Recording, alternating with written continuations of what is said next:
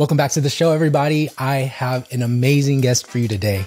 Christina Martin is the owner and operator and queen of pizza content over at Manizza's Pizza. Her restaurant was ranked number 37 in the nation. She's also a philanthropist, a founder, and one of my close friends. Christina, welcome to the show. How you doing? Good morning. Thanks for having me. I am on fire. How are you today? I'm on fire because you're on fire. Good. That's what I like to hear. Oh, yeah. So there is this one question that I love to ask. There's no right or wrong answer. What's good dough? What's good dough? What's good dough is being asked this question. What a cool dream come true, man. I've been listening to your podcast years and I'm so stoked to just be on it now. This is crazy, but that is what's good dough. But everything is good. Life is good. My health is good. My marriage is great. Business is freaking on fire. My team is amazing. My daughter's awesome. Everything's good, man. Hard to beat it. I can second all of that because the minute I met you in person, in real life, finally, we had been talking about getting you on the podcast for a minute. I missed you at Expo in 2021, or not 2022. But when I met you, I was like, damn, this girl is really cool. And I feel the energy. And so I'm so happy that you're finally on. Thank you. Yeah, sorry for missing you at the last Expo. I was sick in my car for 90% of it with Vegas allergies. I was on a sinus infection. I was terrible. All the pictures I took with friends that I met on Instagram were like, I was so sick. So glad we can make it work this year. Much better. Hell yeah. As I mentioned in the intro, you are a founder. Prior to your foray into pizza, though, I mean, pizza wasn't your first business, right? No. Maybe you can talk about what you were doing before pizza. Sure. So I had spent the early part of my career in the fitness industry. So I was running Gold's Gyms, 24-hour fitness, whatever. Decided I like people a lot more than my desk. So I was a personal trainer. And on maternity leave with my daughter, Stella, started preparing my clients' meals from my house, doing meal prep, right? And I had absolutely no idea what I was doing, but we were figuring it out. And I ended up just getting really ahead of my skis on that. After a few months, quit my job, decided to do that full time. My husband was like, what's the worst that's going to happen? You go back to doing what you're doing right now. I'm like, do it, see what happens. And so, I just never looked back. I quit. The business blew up and I got way ahead of my skis. I mean, we were putting up really impressive numbers, but I had this huge staff and we're pulling in all this money and we're doing all this stuff. And I just didn't know what to do with all of it. I'm like, I'm struggling to take home much myself. I'm trying to get everybody paid really well. I'm trying to take care of all of our guests. And it wasn't a model that as I brought on more people, I was able to delegate. It was like more money, more problems. And so I got some help getting organized on that and realized that while we're cranking out thousands and thousands of meals a week and getting delivered all over Las Vegas, I really only needed the kitchen space I was renting for about 40 to 50 hours. But when you pay rent, you pay for all 168 per week. So in an effort to just leverage our kitchen space better and give the team more hours and just grow the business, I looked around at my staff and my operations guy had formerly run a Domino's. My chef at the time actually had a pizzeria prior to the 2008 collapse. And, there are less intelligent people doing what I want to do. And I was like, why don't we just see what's up with pizza? Like, let's just give it a whirl. I mean, this sounds great. Everyone loves pizza. And the only thing I needed to add in was flour and an oven, right? I had everything else there. The roof was, everything's paid for. The staff's there. And so we launched that and I immediately fell in love. I was like, this is fun. This makes people happy. This is something I can delegate and I can train people on and we can scale. It doesn't require me 100% of the time in every aspect of the business because at 26, my ego was this big and I had to be involved in every aspect of my meal prep company. And then I learned that's a quick way to not make it to your 40s. And so we launched pizza and had a lot of success with that. And then the pandemic happened and our meal prep company like 6x almost overnight. It was unbelievable what happened. Yeah, it was great. Like I didn't have enough refrigeration capacity or staff or deliver. Like I didn't have what I needed to do to make it happen, but we made it happen anyway. And that fall, I was looking at both projects and my heart was leaning more toward pizza and I was loving it, but it was such a small piece of my day. And I decided, it would be a shame to close the meal prep company. And we looked at selling it and we sold it to some friends and it's still alive and thriving. And I was able to focus all of my effort on pizza. And when we did that, our sales 2x, 3x, 4x. I mean, in a matter of weeks, just with all of my energy and enthusiasm on one project, I mean, we blew it up. And so we opened up this store, and when the lease was up at our old one, frankly, it was just almost 4,000 square feet. It was way too much space to operate one tiny little only carry out and delivery pizzeria. It made no sense. So I took the whole team. I paid them for a month to not go get jobs. I was like, please just come grand open this new store with me. And I paid them all to sit home and not work, and brought them to the new store. And we opened, and it's been difficult, but amazing. So that's the roundabout story of how we got into pizza. And I love it. Okay. We got to break down a couple things there, because it seemed like you lived a lifetime from starting a business into the next. And I'm sure there were a lot of lessons learned over there, and a lot of things that you can add value to the audience. Maybe one of the first things, what was like the biggest lesson from opening up a growing business that was like getting out of your hands, in case someone here is experiencing that right now? Sure. You are one person, right? I'm one woman. At the time, when I opened up Stella's Pizza, that was our first little pizzeria. Stella was turning 3. I mean, she was little. I had other priorities too. And I really struggled to be present in my marriage, present parenting, present with my business. And, and we could talk about this later, but I'm really, really strong in my personal life, and those relationships are so important to me, and they're rock solid, and those are priority. But I also know that I can lean on that when I need to focus my attention elsewhere. And my husband gave me lots of room to just grind out 18-hour days for 6 months straight and do what I needed to do. And the biggest lesson I learned, I got very sick about 6 months after I opened Stella's Pizza. And I mean, I'm in the hospital. I thought it was my last day here on earth. I thought I would fight harder. I was miserable. I was like, just take me now. This is it. And it took me getting so sick and to see that my business was okay that week. It didn't require 100% of me 100% of the time. I was being a control freak. And the biggest lesson I learned is you have to not just delegate and follow up. You have to learn how to trust your humans and trust people to do their jobs. Now, follow-up's important, but if you don't trust people to execute, you're never going to grow, and you're going to be chained to your business 24/7, 365. And that, to me, is just no way to live. That is so, so important. I'm wrapping my head around the health part of things. I used to be a health nut. I'm slowly losing that, but I'm trying to get it back, because it's so important. Because at the end of the day, if you don't have your health, what do you got, right? And I want to ask you about the whole trust part, because one thing you mentioned about paying your staff a whole month to just chill and be like, come join me on my next adventure, I would have trust issues personally, right? It's like, am I handing them off money to just chill, and will I ever see them again? So was there anything, in case someone wants to replicate that, do you have any tips to make it successful, or was it all just kind of blind trust because you built that rapport? I was shooting from the hip, and 3 of the 17 didn't come with me over. It wasn't an astronomical amount. I mean, we're talking about like part-time teenagers here that were in school, and then a couple key players that I just paid to keep on with me because they were here painting the new store and like helping me get open. But I was able to do that because I had sold one business and was leading into the next. I had a lot of cash on hand. So that was tremendously helpful. You just have to do the right thing for the business. But I knew that I was going to bring the bear to our new shop. I was going to grand open with everything that I had and go full bore.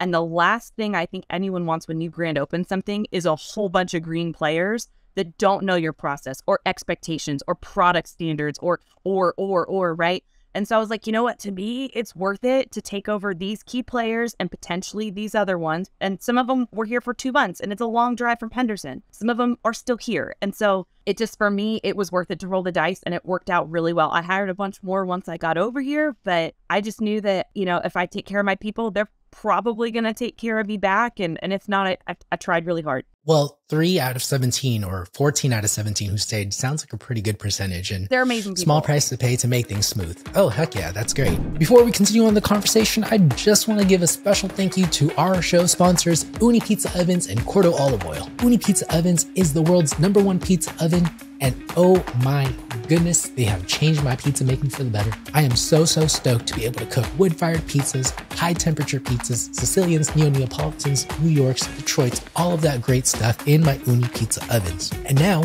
you can even have an Uni pizza oven inside your home with the Uni bowl. You don't even need a patio or propane or wood or charcoal pellets, whatever. You just need electricity. It is so dope. You can cook some amazing pizza using that Uni Volt. There's an affiliate link in the show description. If you do decide to buy an Uni oven, some accessories, charcoal, wood, dough, anything from their website, please use that. It'll greatly support the show. I appreciate you.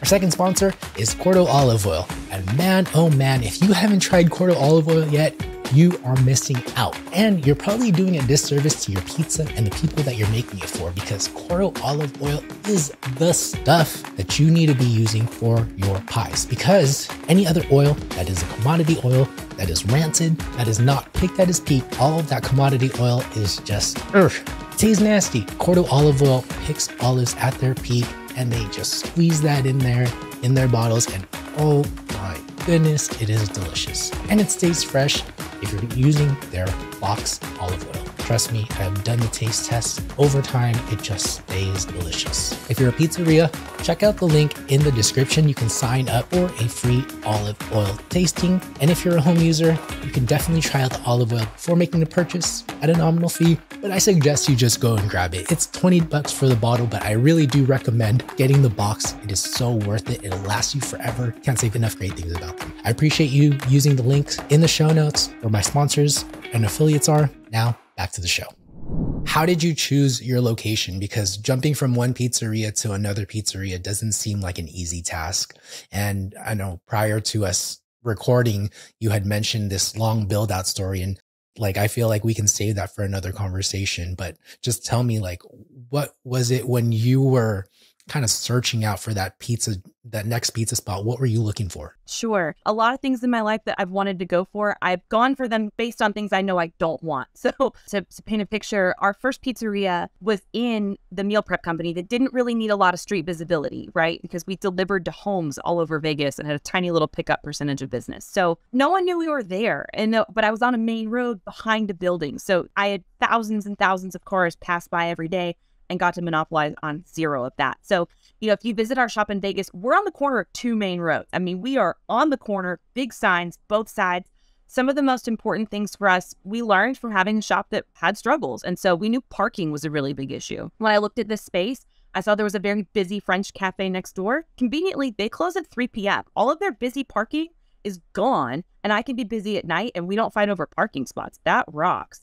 A lot of my lunch crowd walks here because we're in like a very busy kind of blue collar, there's a lot of construction and offices and stuff nearby. We wanted a lot of street visibility. We wanted a main road that people knew and heard of, right? And a Rainbow Boulevard in Las Vegas means a whole lot more than Russell and blah. I want Rainbow Boulevard where people hear us. So we drove around, looked at what other people were doing. We just looked at what was available. I think we worked with 2 or 3 different realtors, which may or may not work out for some people or not. But we're like, whoever brings us the deal is going to get it, period.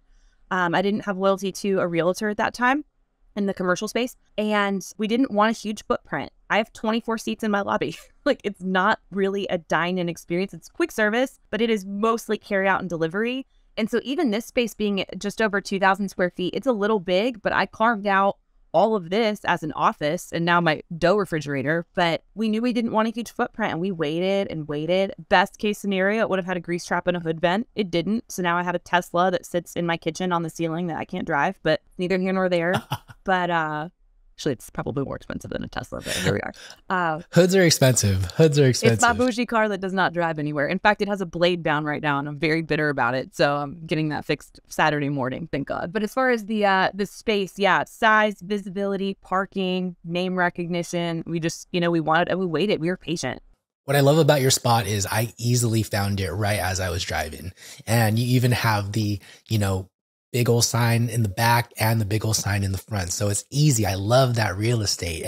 But even with ideal real estate, that's not going to guarantee you all the success in the world. You still have to put in the work, right? And that's why I wanted to talk to you on this podcast, because I see you putting out the work. I witnessed it myself virtually and in person. And I would love for you to share some of the things that you're doing today to make sure that, one, you're staying top of mind, and 2, you're getting that visibility from your neighbors, the business people, the residents, but also like people on Yelp and stuff. So feel free to take apart any of that piece because we'll go through all of it. All right, deal. I'll just let it rip. The easy stuff, right? Developing flyers and sending direct mail. I thought that was the dumbest. I thought direct mail was for dinosaurs. I've told you this. I check my mailbox when my app tells me there's a parcel inside that I want to go pick up. Otherwise, my mailman, didn't I send you a picture of the mailman dropping off? I'm sure he was like shoving things in. It's just the way that I am. I hate the mail. So when my partner, who's also my stepfather, was like, we're doing direct mail, I'm like, you're out of your mind, but I'll spend $5 or $6 on it. Like, fine. And this was at Stella's 1.0, right? They hit the mailbox and I had a guy in my lobby in like less than an hour. I was like, oh, it's not all TikTok. Okay, cool. So direct mail with a strong call to action. Pause. I'm going to show you the personal we sent out. I'm like hot. I'm so excited to be talking to you. But we sent out, these are the original Stellas. These are the Manizzas, but like full page. They feel nice. Can you hear that quality? I mean, it is not a messing around.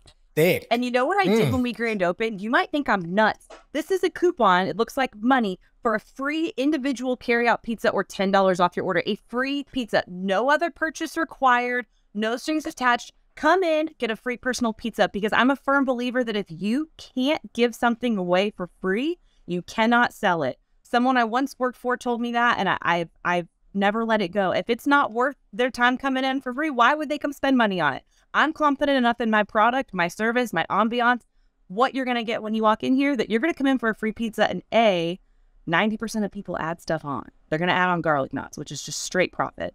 But B, like, I want you to have such a good experience that I'm your new pizza shop. I'm what you associate with happiness, delightful pizza, period. So that's what we did to start. I probably sent out 10,000 of those when we opened here, and we get a lot redeemed, and we get a lot of the $10 off because they want to order a whole bunch of bigger pizzas for their family. So you're making money, but you show that you're confident enough to give it away for free, knowing it's going to come back to you.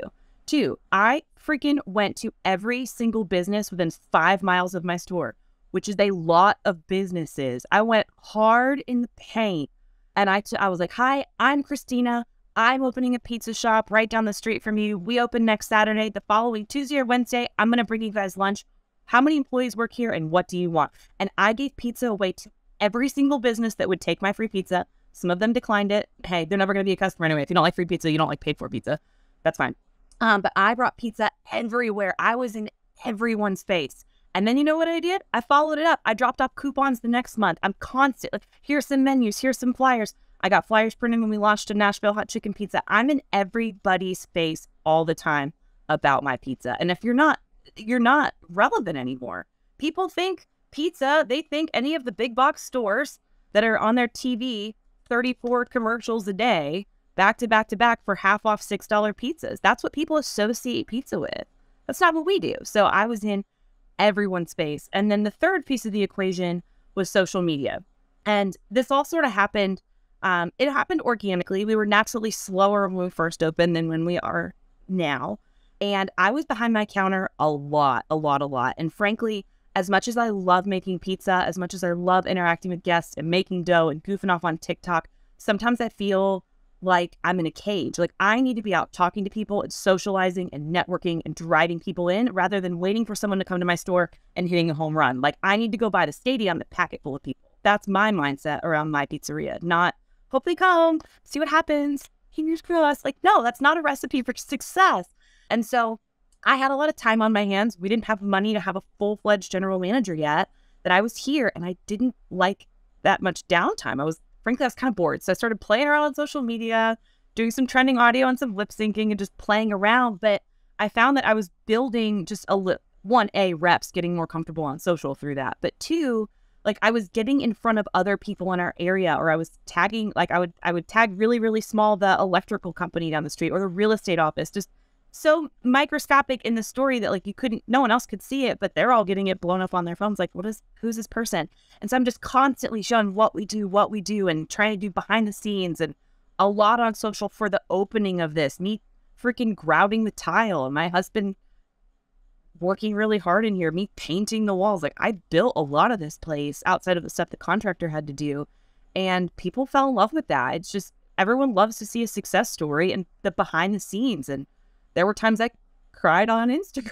I was frustrated that it took 10 months to get open when I was told 4 weeks. Like, I'm out an extra $70,000 or $80,000 I'm not planning on being out of. Like, that sucks. But just being really honest and open about like what's going on in here, and then just being a freaking bear on the street and getting my pizza in front of as many people as possible. That's what's led us to people coming in and trying us out, leaving reviews. Like that Yelp thing happened very organically. I stopped paying Yelp for sponsored ads over a year ago. It's very expensive. I got calls yesterday to pay for it. It's like, you have to just bring the bear to what you're doing, or you're going to fail. You're going to sit in your pizza shop by yourself, twiddling your thumbs, wishing you had more staff and more business. No, freaking get out there and put your tennis shoes on and walk around and talk to people. My 2 cents. This is the perfect conversation. I will admit, I have built this social media following slowly and surely. And yes, it's still growing. And yes, there's more room, but I'm pretty proud of what I've been able to accomplish on social, right?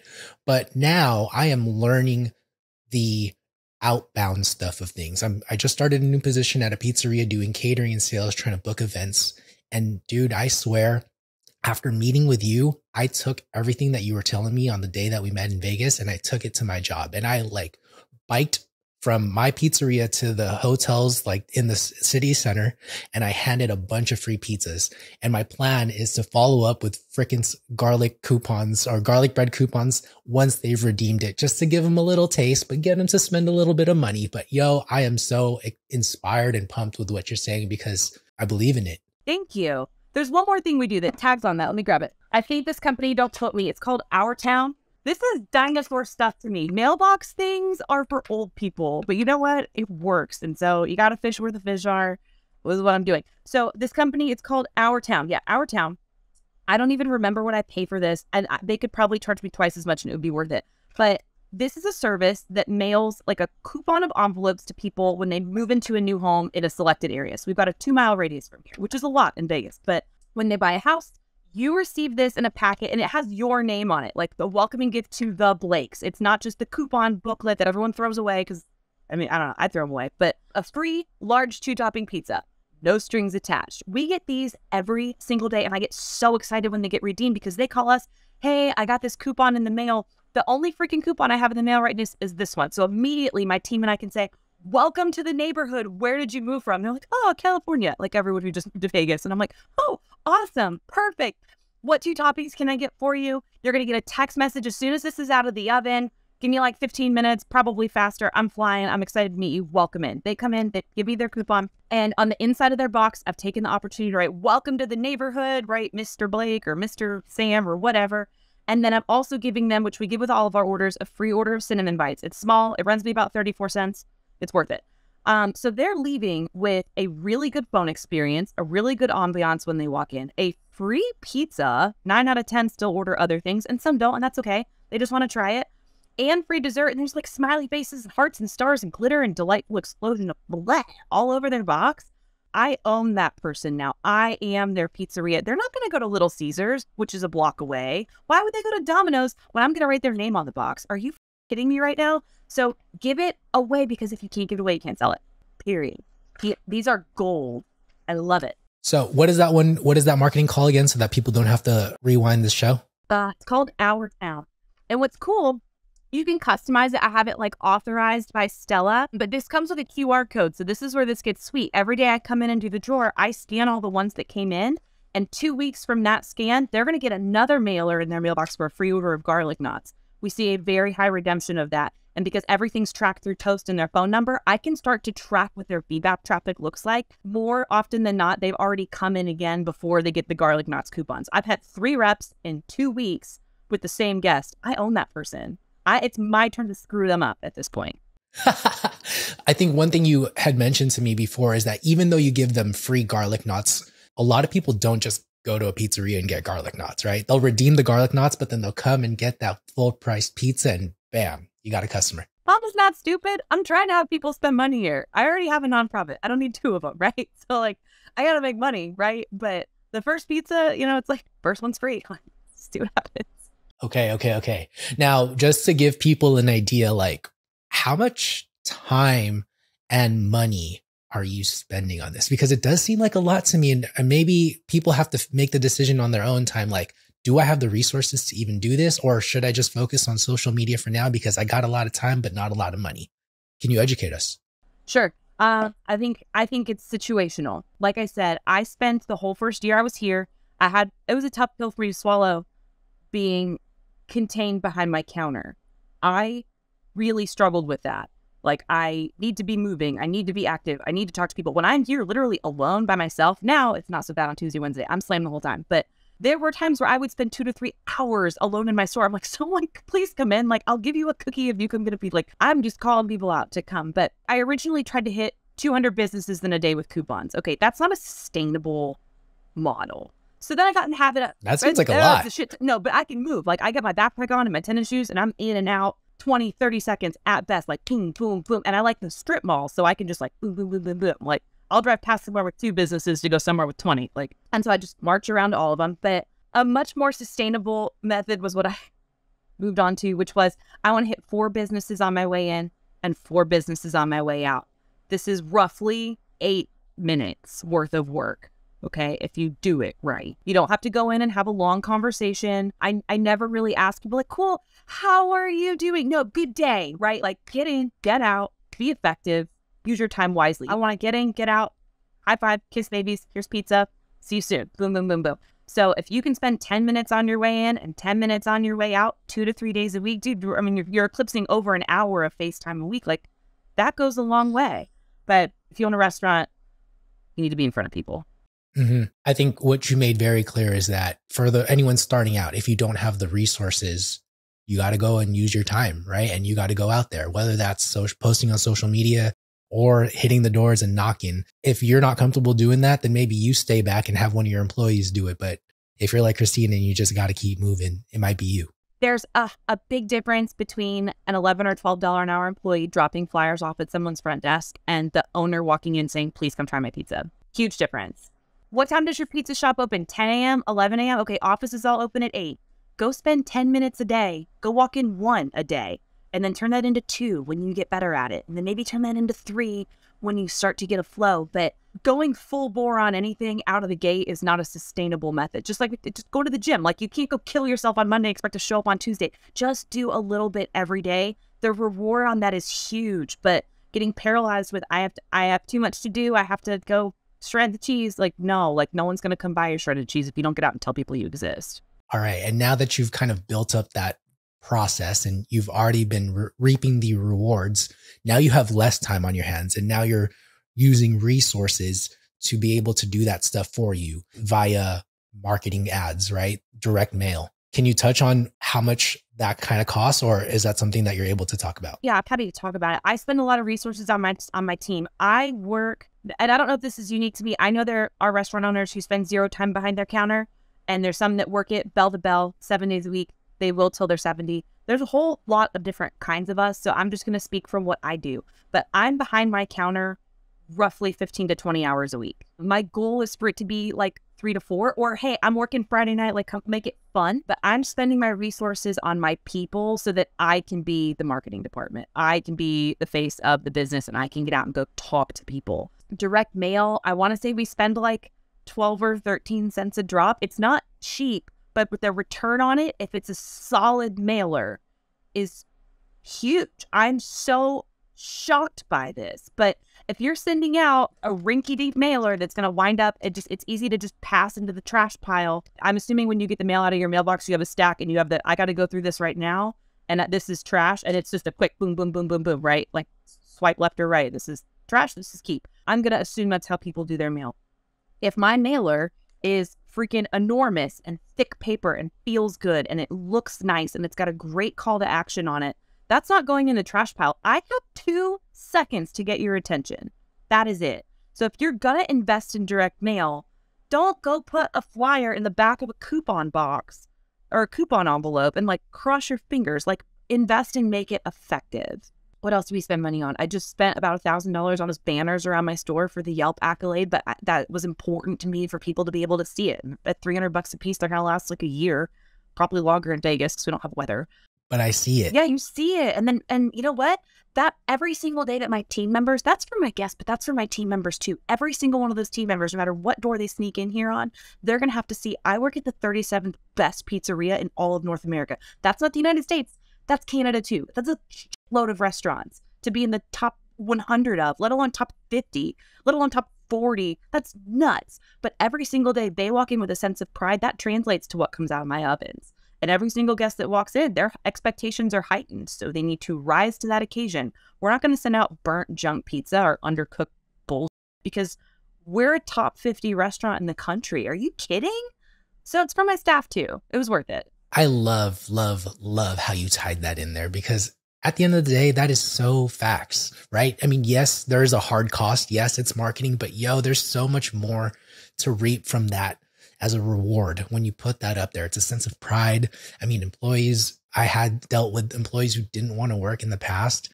And it's like, you got to give them something else. And maybe that sense of pride and ownership will hit an employee different and they're going to be down for you. And I've met some of your staff and they're down for you. They're super down. I love every one of my team members. I won't say we're like a family. We're not. Families have a lot of drama. I have a no drama policy here. When we had that Yelp thing happen in February, first thing I thought was like, how do we take care of our staff for this? Like, I didn't make every single one of those pizzas. I taught them all how, but I didn't do that. The best 5-star reviews are when I had absolutely nothing to do with that customer experience other than create the environment and step away. I wasn't even in the building. Those are 5-star. Those are amazing. When I have people come in and they're like, I only want you to make my pizza. I'm like, that is literally the biggest insult you could give me. Like makes my heart just hurt. It's like stabbing my heart. But when that happened with the team, I was like, what can we do to take care of all of them? There is no monetary value I could put on being a top 100 restaurant on Yelp. Like, I can't bonus them enough, right? But I knew we were about to get clobbered.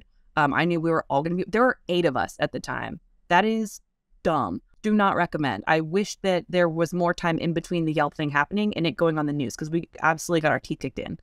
And I worked like 700 hours that week. It was wild. That said, I bought them all custom Nikes. I let them pick them out. Like it just made it fun. I tried to figure out, what does this demographic like? I see that they all like their shoes a lot. So that's what we're going to do. It could have been a Dutch Brothers gift card. It could have been, here's a couple $100 bonus, high five, but that's going to get spent at the smoothie shop and it's going to disappear. But shoes, they have to put on their feet as often as they want to. And some of them are so proud of their shoes, they won't wear them to work because they don't want to destroy them. But you have to take care of your people and your people will take care of your business. We talk about this a lot, but the amount of business owners I hear being like, oh, staffing, like I just wish I had someone I could trust. Staffing. No, fix yourself and your team will follow. But if you're not taking care of your staff, like what's the point of having them there? Go franchise a McDonald's and treat your people like minimum wage, whatever. No, not in my house. I love that. I love the shoes idea. That's tight. I would love to get some shoes. That's sick. I got myself some. They say pizza slice. Hey.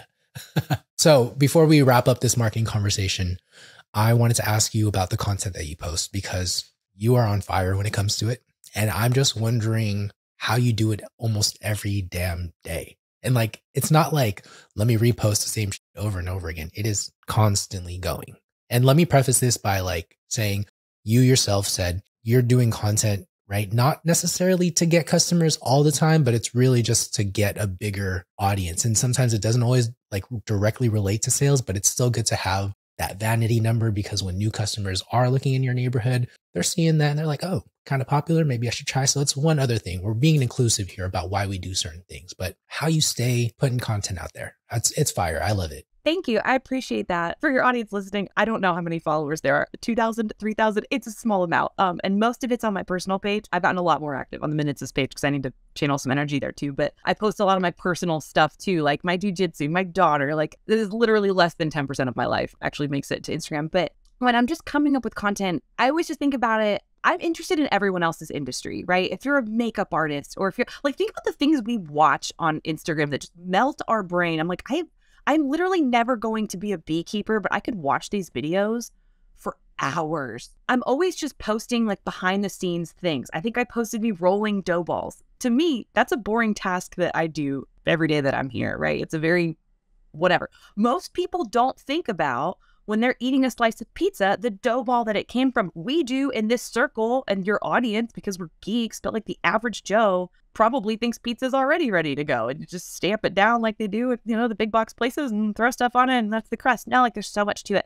And so when I post things, here's how we get the chlorine out of the water so it, nothing's too gassy, or like here's how I ferment the dough or whatever dorky stuff. People love behind the scenes thing. They're learning something and they're mildly entertained. But when it comes to social media, I think confidence is two pieces, but one piece of the puzzle is just doing it often, just like anything else, right? The more you do it, the more comfortable you are with anything you're doing in your life. But with social, I'm really uncomfortable with Instagram Live. I'm trying to do more of them. I think you should be uncomfortable, but just getting behind the scenes stuff. And if you're really too nervous to talk and you just can't make yourself do it, film yourself doing something, speed it up in an app, put some typed words on top of it.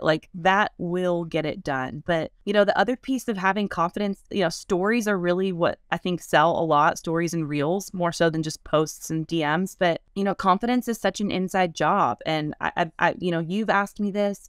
A mentor of mine is like, I'd pay an astronomical amount of money to have the confidence and, this and that you have on your stories. And I'm like, really? You don't get confident on social media by doing more social media. You get confident by working on your own brain. Doing hard things that make you uncomfortable will make you a better, more confident person. For me, yeah, that's getting up at 4:30 every morning. And when I want to hit snooze and driving my happy ass to jujitsu where I'm going to get freaking clobbered by 220-pound men, that's hard. That's a lot of work. I'm physically fighting as hard as I possibly can, and I'm not going to win. You'd think that would shatter my confidence, but it doesn't. Taking really cold showers or doing cold plunges or contrast showers with cold exposure, doing physically very hard things regularly trains your brain to overcome the physical discomfort and be better and more confident. I am 34 years old with nothing to prove, and I still sign up for local jiu-jitsu tournaments. I'm terrified someone's going to separate my shoulder, and I won't be able to throw pizza the next day, but I'm doing it anyway. So,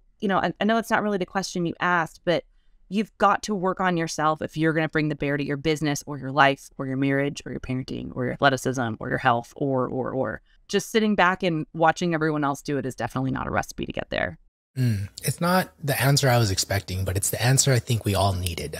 And I think maybe some of I think there's truth in what you're saying. I think there's a lot of truth in what you're saying. Maybe we have to ask ourselves, is the reason why I'm not posting more on Instagram because I have insecurities about how the post is going to perform, insecurities about whatever. Am I not confident that this is going to go well? Whatever the case may be, I feel like that's a great thought experiment. And I want to thank you for posing that. It's 100% why people don't post. People don't post because they don't know how. You can YouTube anything. How to change your car battery, to how to change a thermocoupler, to how to post on Instagram. There are 1,000 apps I could try to use to make Instagram more visually appealing. I don't know how to do that. I don't even play with filters. Just being real and raw, but confident in your own self translates to social media. You're not going to fake it. That's uncomfortable for everyone. But you can do things that make yourself more confident. And that just comes through putting yourself in very uncomfortable situations often. Dude, that thing with Yelp, I mean, we literally 6x'd almost overnight. I was so uncomfortable. Not to sound like I'm venting, but that happened. I have a planner now, but I did not at the time. I was like, yeah, let's do a Yelp Elite event. Let's go. I accidentally butted that up with International Pizza Day, Yelp Elite event, and Super Bowl. And in the middle of that, on top of the 6x revenue we were doing, I had a jiu-jitsu tournament scheduled and I'm not going to quit. So I got that done too. And it's everything's a season, everything's a cycle, everything ends, right? Everything ends. And so I knew if I'm going to bet on someone, it's going to be on myself. I'm going to get all this done. And at some point it's going to calm down. But in the meantime, I'm hanging on for dear life. And we got it all done and we were thriving. We had 75 new 5-star Yelp reviews. Execute at a high level, do your best. And when you're really, really uncomfortable, try to remind yourself and take one deep breath in that moment, even if it's 2:45 in the morning, when you're sobbing and you're folding pizza boxes and you're watching orders continue to pile in on your screen. I was like, we are so, can I cuss on here? I'm sorry. We are so for Super Bowl today. And I got to let a team member go at noon. I can't let her hang out in here because she's got a bad attitude. I was like, I'm going to run this with 3 people, but I'm 10 and my manager's 5. So that's effectively 16 people.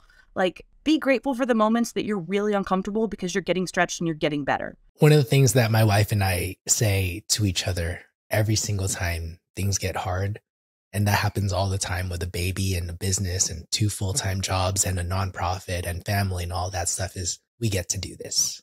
And I'll leave people with that. 100%.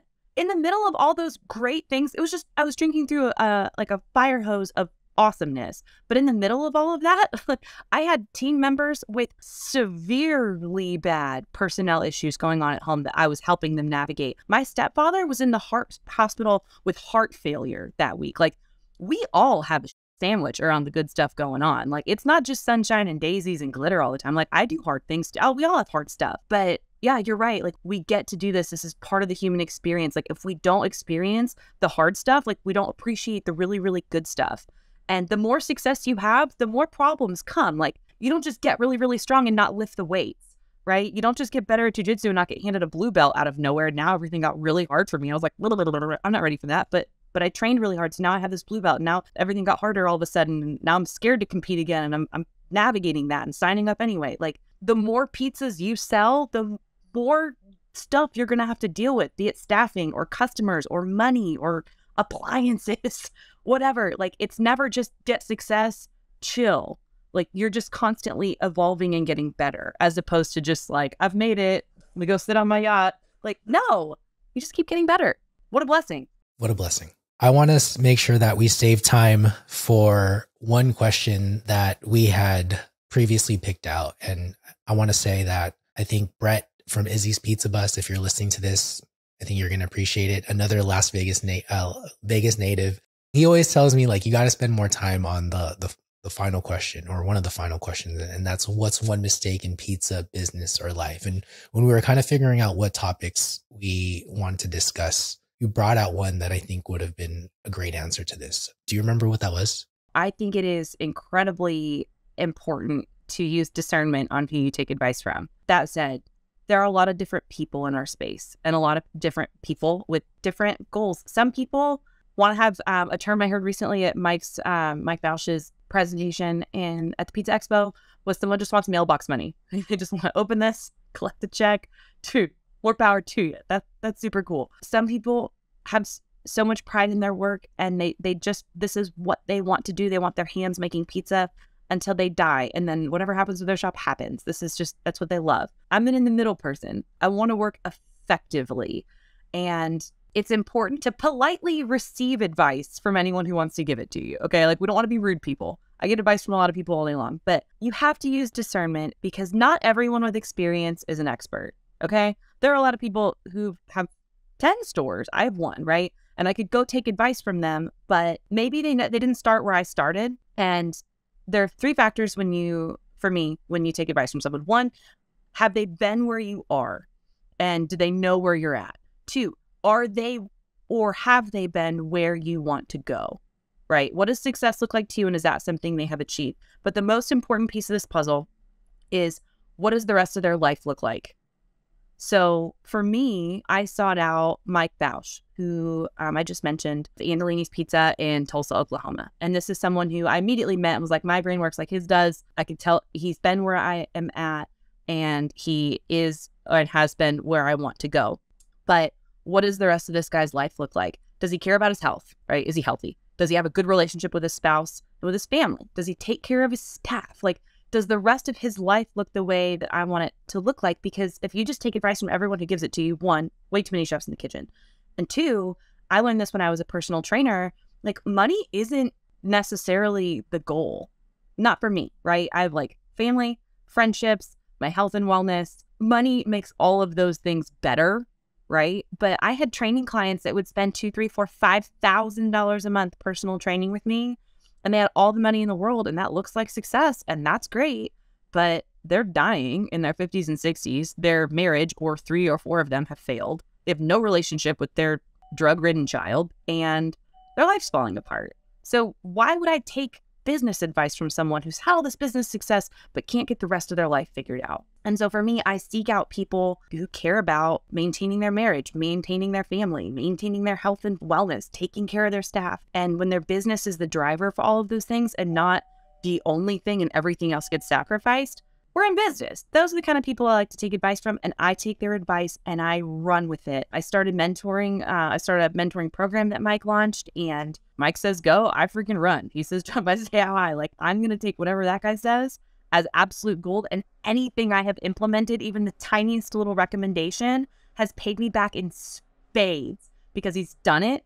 He's where I want to be, and the rest of his life is in order. Right. But I heard there's a phenomenon, like the first person who teaches you something like new for the first time, you associate with as the expert. But that's like saying all pastors teach the gospel. Like, that's just not true. Like, you have to use discernment. And so for me, those are kind of my three qualifiers on who I take advice from and implement it from. Let's go over those three pieces of advice one more time.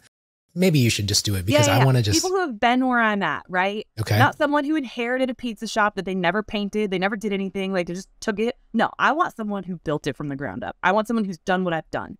I want someone who's been or is where I want to go. What does their success look like in this industry? Okay. And three, what does the rest of their life look like? And is that something that I want? Because they obviously have the secret sauce. You know, I'll admit, I am very aware that in this world, there are way too many inputs. Way, way, way too many inputs with social media, with just the people around us. Everyone has an opinion. I have a fucking opinion. And some of you guys spend hours with me every freaking month. Like, I know there are people who have listened to every episode and I'm so thankful, but like, you even have to have discernment with me because I don't know everything. And in my own personal life, I really have to watch who I'm listening to because not everyone has my best interests. And I think applying this three-pronged approach is a spectacular framework because I've been guilty of just maybe looking at one of the prongs and that doesn't make sense now that I'm thinking about like, what the fuck was I doing this whole time? But really, honestly, I'm in pizza media. I'm kind of like focusing on what I do and who my identity is. And I look at people like Steve Dolinsky or even Scott Wiener sometimes. And like, as much as I adore and love them and sometimes want to ask for their advice, I've even asked in the past, but I haven't said, yo, take me under your wing. Now I'm wondering if that was a great decision to just, you know, skip that mentorship ask because we're not starting in the same spot. I don't know what Steve's outlook is on the rest of his life. Maybe we're aligned, but we definitely, there's a good chance we're not. And so, yo, this is some great freaking advice. It's so important to use that discernment because, yeah, like I could just take advice from anyone. I mean, gosh, the first way I learned how to make pizza, it worked really well for my old chef at his pizzeria. The way that he measured things and the way that he did things, I look at that now and I'm really happy that that worked for him. And he makes great pizza. Like, I can't not, he's an amazing chef. I haven't changed my recipe ever. I've changed my technique tenfold.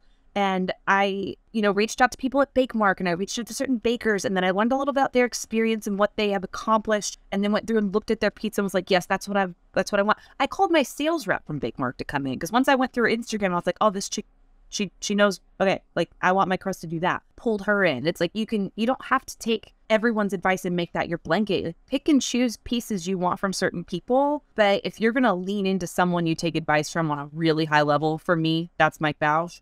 But if you're going to lean in and just really, really take advice, research that person, like see where they're at. Like my professor, if you YouTube him and look at the technique, this is someone who's been at a very high level for a very long time, but he started later in life. Like he was in his 20s, right? This isn't like a child prodigy who had it figured out the whole time. I started later in life. I can relate to that. But he's also injury-free. Doesn't mean he hasn't had some injuries and his ears look like, beat up, but he's not someone who's walking around with blown out ACLs and torn meniscus and shoulder problems. Like if I want to be healthy and incorporate this into my lifestyle and I want to know that I can do this at this phase of my life, this is the type of person I need to learn from.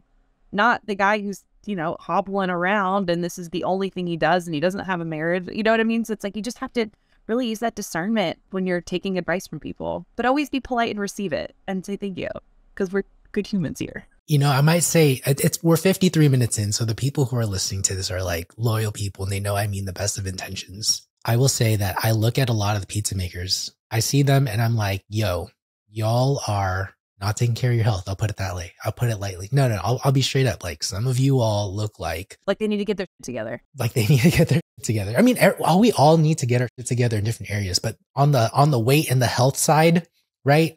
It's like, yo, that's not what I'm looking at. And so it made me question, like, do I want to be like that? Because these are the people at the top of their game. Fortunately, with Mike Bausch, dude works out, right? And he's fit. And you see Tony too. Tony's leaning a lot. And it's like, this is a big topic of conversation in my life. And I appreciate that people are taking ownership of it. And I just really appreciate everything that you've mentioned here because it's given me a lot to think about. And I hope it's giving a lot of the listeners a lot to think about because this life, we gotta go in it with the idea of being in it for the long run. And health is a huge pillar in that. For sure. You got to bring the bear to this, man. I'm not saying you can't eat pizza. I eat pizza every day, right? Almost. But and I'm not saying you got to go do jujitsu 6 days a week or really like do a bodybuilding. No, like just eat right, drink some water, go for a walk. Like you need to take care of your body because this is an active job. That's all you have. You don't have your health. What do you have? If you're going to do this, like take care of yourself. You know what I mean? Big, big, big facts. Not big weight facts, but big facts. You've been so gracious with your time. I want to ask you this final question. What do you want to leave the audience with today? Just bring the bear. Man, if you're not bringing the bear, ask yourself why. That's my verbiage for just get out there, kill it. Like really genuinely, when you look in the mirror, are you giving your best to your business and to your life? And if not, figure out why and fix it because you only get one shot at it. Maybe that's a little bit cliche, but if you're just going through the motions, keeping your business alive until, you figure out, whatever. You're just keeping your marriage alive and it's okay and it's fine. You're spending okay time with your kids, but you're on your phone the whole time. Like, no, bring the bear to what you're doing. Watch your life change. But if you're not bringing the bear, again, tap out or be fine with that. But don't wish for more and not bring your all. Beautiful advice and a great way to end. Christina, thank you so much for being on the show. I really, really, really, really appreciate it. Thank you. What a dream come true, dude. Well, there you have it. My conversation with Christina from Manizza's Pizza about marketing, health, wealth, finding mentors. Gosh, there was a boatload in that. I want to encourage you all, if you have questions about the show, please DM me on Instagram. I would love to go deeper in some of these topics and maybe explore them with you. Let me know if we should do a follow-up episode after this releases. Because if you all think it's a great idea, we can go ahead and get one going. No problem. But I need to hear from you. Also, someone who needs to hear from you is Christina. Please also check out her Instagram. Both her personal and the shop's Instagram is going to be linked in the show description. One reminder is to please rate and review this show. It is so important for us to get the word out there for What's Good Dough. And much like the Yelp reviews that Christine is getting, we want to get those 5 stars, baby. And so please make sure to do that if you haven't done so already. And finally, help me grow the show. You can do it by sharing this episode and sending it to a friend, posting it on your Instagram story. Anything will help. I'd greatly appreciate it. I love you. Till next time. Peace.